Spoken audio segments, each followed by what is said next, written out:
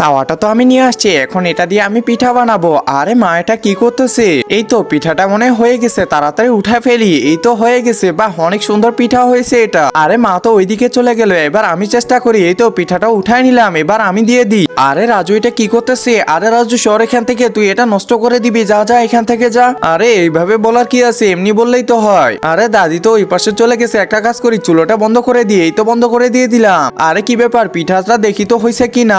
আরে কি ব্যাপার, পিঠাটা উঠতেছে না কেন? আরে পিঠাটা তো নষ্ট হয়ে গেল দেখতেছি। আরে দেখো, গ্যাসটাই অন করেনি। এই যে মা, শুনতেছো? তুমি এটা কি করছো? হ্যাঁ, পিঠাটা নষ্ট করে ফেলছো।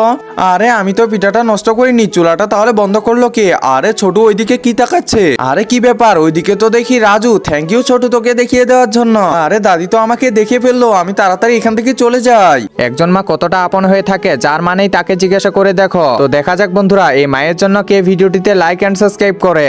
আর যারা মাকে ভালোবাসো না, তারা ভিডিওটি থেকে দূরে থাকো। এই যে বৌমা, শুনতেছো? দাঁড়াও, এটা নষ্ট হইতে দিব না, আমাকে দাও। রাজু এখন খা, তুই যেমন নষ্ট করছিস, এখন তোকে এটা খেতেই হবে।